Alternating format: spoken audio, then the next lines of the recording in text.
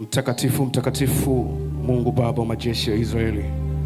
Baba, asante kwa hiyo neema na kibali chako Bwana. Baba, shusha mafuta yako mabichi, achilia uwepo wako ukazidi kutembea asubuhi ya leo Bwana. Mimi si kitu bali Roho unenaye waziwazi ukanene juu ya watoto wako. Baba, achia upako wako ukashuke asubuhi ya leo. Achia nguvu zako zikaonekane na kibali chako Bwana ukanene katika jina la Yesu Kristo. Amen. Haleluya, mtu wa Mungu. Usihukumiwe na mazingira ulioko sasa. Kuna mazingira mengi sana ambayo yapo watu tunapitia. Kuna mazingira ya uchumi, mazingira ya familia, mazingira ya mahusiano, mazingira ya huduma, mazingira ya ndoa. Haleluya. Ndio maana somo letu asubuhi ya leo, niko hapa kwa ajili ya kukuandaa tu kwenye ibada ya baadaye. Usihukumiwe na mazingira yaliyoko sasa, kwa sababu kuna wakati mwingine watu wanahukumiwa kwa sababu na mazingira ambayo wanapitia. Kuna wakati mwingine unapitia wakati mgumu kwa sababu na mazingira yako yaliyoko. Kwa nataka nikutie moyo asubuhi ya leo, usihukumiwe na mazingira yaliyoko sasa, kwa sababu mazingira yaliyoko sasa ni ya muda tu, yako kwa ajili ya kukupeleka kwenye hatima yako kukufikisha ambapo unataka kufika. Bwana Yesu asifiwe sana. Ndio maana kuna aina nyingi watu wanapitia kwa sababu kuna mazingira yanawafanya washindwe kufika pale ambapo wanataka kufika. Tutaangalia kitabu chetu cha Marko 10:46.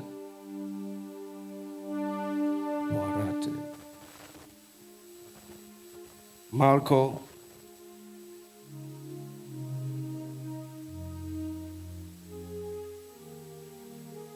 kitabu cha Marko 46.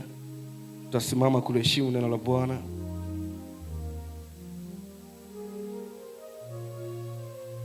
Yesu Bwana, asante.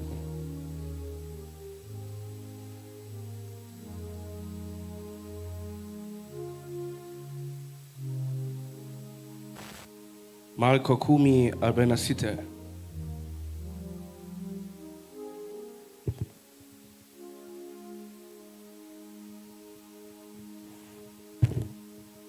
Tasoma kwa uwezo wa Roho Mtakatifu. Amen. Marko 10:46 inasema, wakafika Yeriko. Ndio. Hata alipokuwa akishika njia kutoka Yeriko pamoja na wanafunzi wake na mkutano mkubwa, mwana wa Timayo Bartimayo yule mwombaji kipofu alikuwa ameketi kando ya njia. Mstari 47.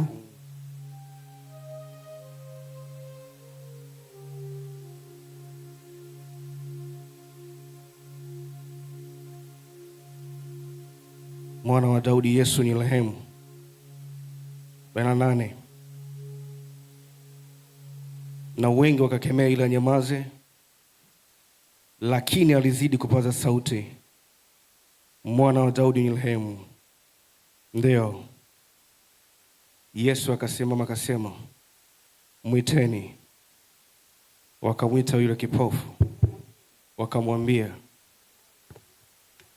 jipe moyo, inuka na kuita. Ndio. Akatupa vazi. Ndio. Akamwambia Yesu. Ndio. Yesu akamjibu akamwambia, nataka nikufanyie nini? Yule kipofu akamwambia, mwalimu wangu, nataka kuona. Ndio. Yesu akamwambiaje? Nenda zako, imani yako imekupona. Haleluya. Chapia makofi kwa ajili ya neno hilo. Haleluya. Pointi yetu ya kwanza hapa tunaona jicho la imani. Haleluya. Bartimayo kuangalia mazingira ambayo yanapitia. Bartimayo kuangalia kitu gani anachokipitia. Inawezekana katika mazingira yako uchumi wako umekuwa kipofu. Inawezekana mazingira yako ya ndoa yamekuwa kipofu. Yanawezekana mahusiano yako yamekuwa kipofu. Yanawezekana familia yako ikawa kipofu. Mahali hapa nazungumzia Bartimayo huyu kipofu wa macho, lakini sizungumzii kipofu wa macho yule. Naweza nikazungumzia kuna mazingira ambayo yanaweza kawa kipofu pia kwako. Hata mazingira ya familia, hata mazingira ya uchumi. Uchumi wako unaonekana uonekani chochote kabisa. Mahusiano yako yaonekani chochote kabisa, yamepigwa upofu. Lakini Bartimayo, wakati mazingira, hakuhukumiwa kwa sababu ya mazingira ambayo yuko naye sasa. Haleluya. Jicho la imani. Jicho la imani. Bartimayo kuangalia mazingira yake anayopitia kwa sasa. Bartimayo kuangalia namna gani ambayo anaifesi kwa sasa. Lakini alichokiangalia kwanza yeye imani. Na Biblia inasema kitabu cha Warumi 10:17, imani chanzo chake kusikia, na kusikia huja kwa neno la Kristo. Kumbe Bartimayo alisikia kwanza wakati yuko amekaa. Haleluya. Ameuliza ni nani anayepita hapa? Wakasema ni Yesu wa Nazareti anapita. Ni Yesu wa Nazareti anapita. Bartimayo kwa sababu alikuwa na taarifa juu ya huyu mtu ambaye anapita. Bwana Yesu asifiwe. Na ukisoma kitabu cha Ibrania, imani ni kuwa na uhakika. Cha kwanza huyu Bartimayo alikuwa na uhakika na kile kitu ambacho anakifanya. Alikuwa na uhakika ambacho kuna sehemu anataka kufika. Mazingira yake hayakumfanya yeye aonekane si kitu. Japo kuna watu wengi walimkataa.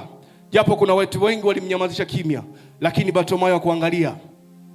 Kuna watu wengine huko mahali hapa, mazingira yako yanakufanya ukate tamaa. Kuna wakati mwingine mazingira yako yanakufanya uonekane si kitu. Lakini Bartimayo kuangalia uzoefu wake. Biblia inaniambia alikuwa ni muombaji. Maana yake nini? Alikuwa ni muombaji anadhalulika. Niko asubuhi ya leo kukutia moyo kwenye kila mazingira ambayo unayapitia. Haijalishi ni mazingira ya namna gani, lakini kama Bartimayo aliangalia jicho la imani. Maana jicho hakutazama vitu ambavyo vinaonekana.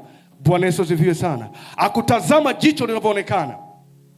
Mazingira yake hayakumfanya akate tamaa.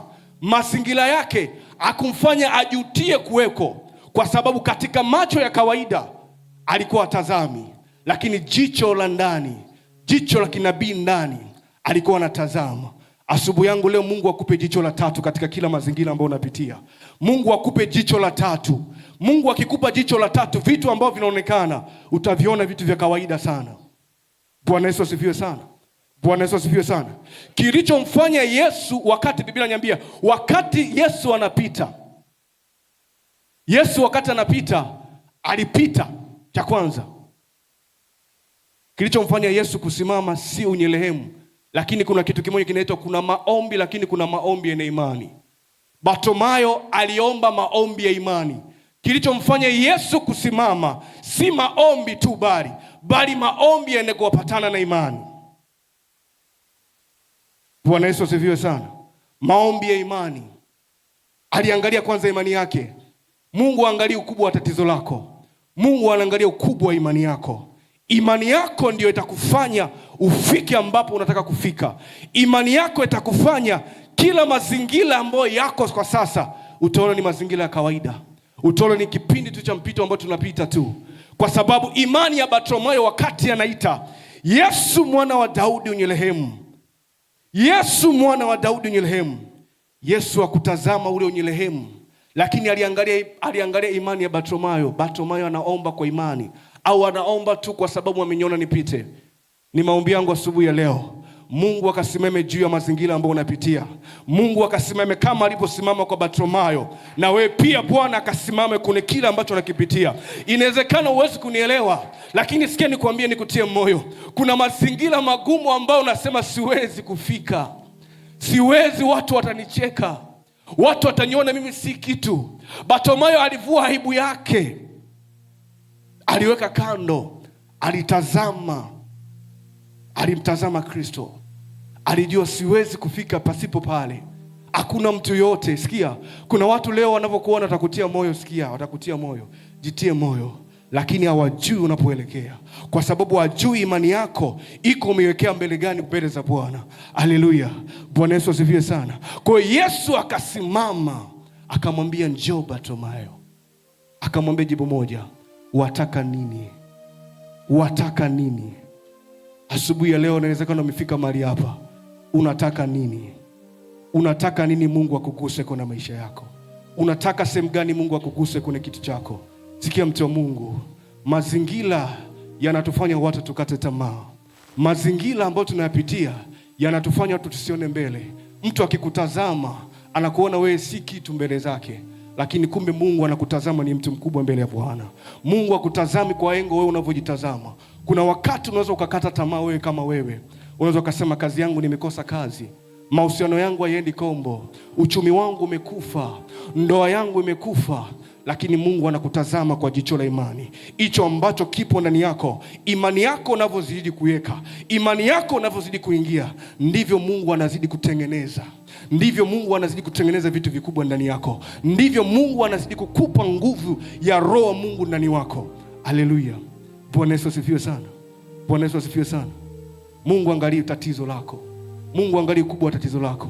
Lakini Mungu anaangalia ukubwa wa imani yako. Imani yako umewekeza wapi? Imani yako umeweka wapi? Kuna wakati mwingine unaweza kusema kile kitu siwezi kufanya. Hapa siwezi kufanya jambo gani? Lakini kwa sababu una imani ndani. Hawa jamaa walimzuia Bartimayo asende mbele. Lakini Bartimayo hakuangalia vikwazo. Maana yake nini? Kuna hofu ya vikwazo. Maana imani ushindana na hofu na vikwazo. Bwana Yesu asifiwe. Haleluya. Imani ushindana na hofu na vikwazo. Kuna vikwazo vinaweza kuwekwa ndani yako usiamini. Kuna vikwazo vikaweza kukaa ndani yako usiliamini neno la Mungu. Sikia nikwambie, Yesu katika makutano yake alikuwa anamtafuta mtu mmoja tu. Wasomaji wa Biblia unajua, Yesu hajaye kwenda katibu watu wawili wakapata uponyaji, lakini alikuwa anamtafuta mtu mmoja mwenye imani. Na mimi natangaza asubuhi ya leo, yule mtu mwenye imani akae pamoja nawe asubuhi ya leo. Yule mtu mwenye imani asubuhi ya leo, kwenye yale mazingira ambayo anapita, kwenye vile vitu anavyopita, Yesu akasimame kama alivyosimama kwa Bartimayo. Yesu akasimame kwenye mahusiano yako. Yesu akasimame kwenye ndoa yako. Yesu akasimame kwenye uchumi wako. Bwana Yesu asifiwe sana. Mazingira yako yasitafsiri hatima yako. Mazingira unayokuwa nayo sasa ni ya muda tu. Ni ya muda tu. Kuna wakati mwingine acha watu wasikuelewe, lakini Mungu akikuelewa inatosha. Mungu akikuelewa inatosha. Mungu akikuelewa inatosha. Kuna wakati mwingine mwanadamu akikutazama anaweza akakuangalia mpaka chini akakuona for nothing, lakini Mungu anakuona wewe shujaa. Kama alivyomuona Gideon. Maana Gideon alijidharau, alijiona si kitu, alijiona for nothing, akasema mimi nipo kabila dogo, kabila la Manase. Unanihitaji wewe shujaa. Lakini sikia nikwambie, kuna watu wanakuona wewe si kitu, lakini Mungu anakuona shujaa ndani ya familia yako. Mungu anakuona shujaa ndani ya mahusiano yako. Mungu anakuona shujaa kwenye kile kitu ambacho unakifanya. Mungu akamwambia Gideon, usiogope. Usiogope. Nami niko asubuhi leo nakwambia usiogope. Wewe ni shujaa. Wewe ni shujaa. Haijalishi umepita wakati gani. Haijalishi mazingira yanakuumiza kiasi gani. Lakini jitie moyo. Kuna watu watakwambia jitie moyo pale ambapo umefanikiwa. Watu watapokuona kuna sehemu umefika watakwambia jitie moyo. Hawajui kuna kitu gani ulipitia. Hawajui kuna namna gani ulipita. Lakini sikia nikwambie, Mungu anakupenda kuliko wanadamu. Mungu anakupenda kuliko wanadamu. Haleluya. Bwana Yesu asifiwe sana. Kitu kingine tutaangalia,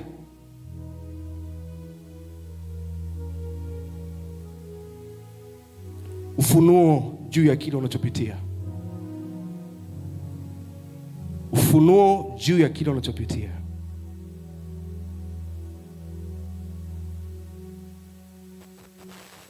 Bwana Yesu asifiwe sana. Ukitaka usihukumiwe na mazingira ambayo unapitia, ufunuo juu ya kile unachokipitia. Kwa sababu kuna watu wengi wanapitia kwenye mazingira magumu, anashindwa kupata ufunuo wake apate wapi. Anashindwa ni namna gani ya kufunua ufunuo huu niende wapi. Utaona kunisomea kwenye kitabu cha Marko 2:1.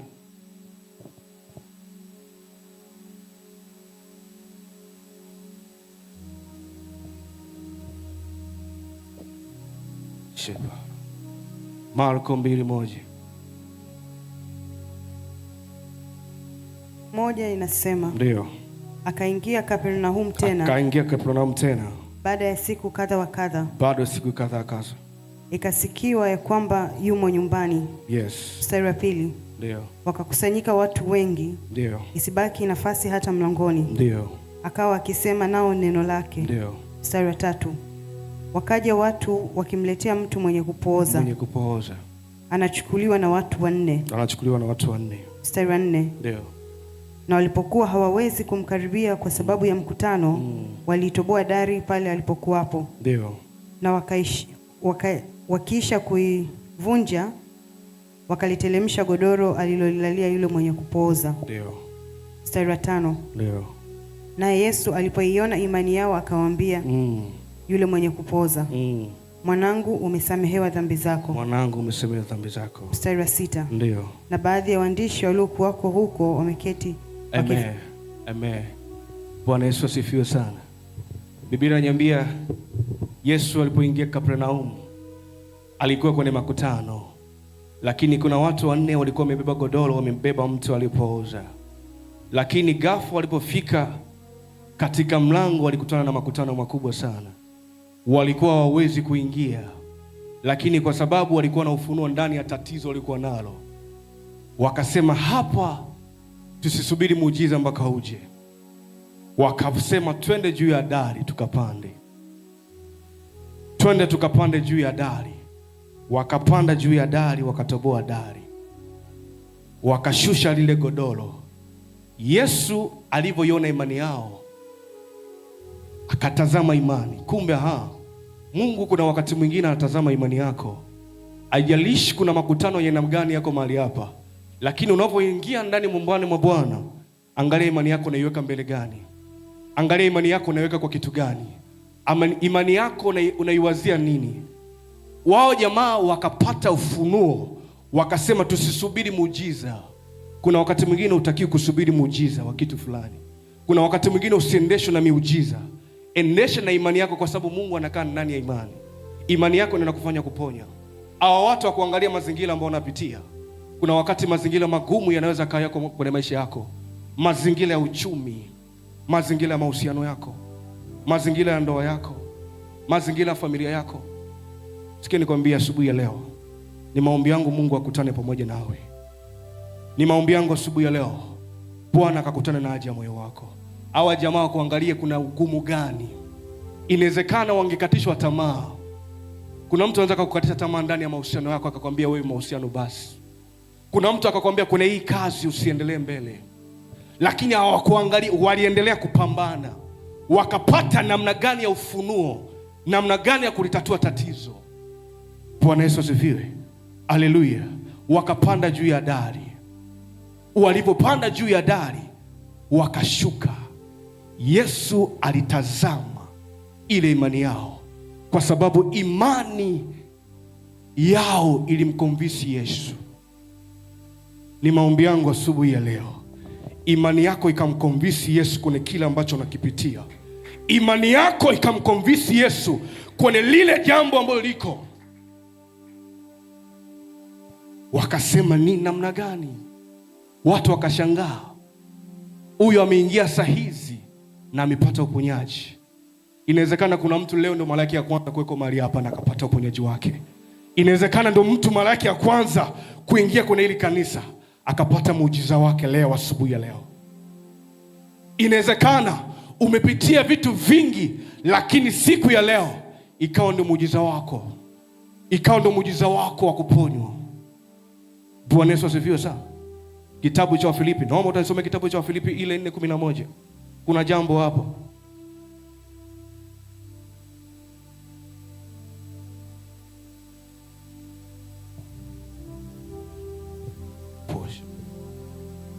Tasoma Wafilipi 4:11. 4:11 inasema, ndio. Si kwamba nasema haya kwa sababu ndio nina mahitaji. Ndio. Maana nimejifunza kuwa radhi na hali yoyote ndio nilionayo. Ndio. Mstari wa 12. Ndio. Najua kudhiliwa, ndio, tena najua kufanikiwa. Najua kufanikiwa. Katika hali yoyote, katika hali yoyote, na katika mambo yoyote, na katika mambo yote. Nimefundishwa kushiba, nimefundishwa kushiba, na kuona njaa, na kuona njaa. Kuwa na vingi, kuwa na vingi, na kupungukiwa, na kupungukiwa. Mstari wa 13. Ya 13. Na yaweza mambo yote, na yaweza mambo yote katika yeye anitiaye nguvu. Hapo hapo. Sikia nikwambie, Huyu alikuwa ni Paulo anaandikia wa Filipi. Amezoea kudhiliwa, kazoea kufanikiwa, kazoea kushiba, amezoea kukaa na njaa. Lakini sikia mstari wa 13. Watu wengi tunasoma mstari wa 13 lakini ujue kuna kitu gani alipitia huko juu. Akasema katika mambo yote yuko anayetia nguvu. Yuko anayekutia nguvu. Na mimi acha nitangaze asubuhi ya leo, katika kila mambo yote yuko asubuhi ya leo ambaye atakutia nguvu. Yuko asubuhi ya leo ambaye atakutia nguvu katika jina la Yesu Kristo. Amezoea kushiba, kazoea kushiba na kuona njaa. Alipitia ziki nyingi sana, alipitia mambo mengi sana, lakini mwisho wa siku, mstari wa mwisho anasema yupo ambaye anakutia nguvu. Nami acha nitangaze usiku ya leo, Mungu akakutia nguvu. Roho Mtakatifu akakutia nguvu kwenye kila situation ambayo iko kwenye maisha yako, kwenye kila jambo ambalo unalipitia. Ni maombi yangu asubuhi ya leo, Mungu akutane na haja yako, Mungu akutane na haja ya moyo wako, na jina la Bwana libarikiwe.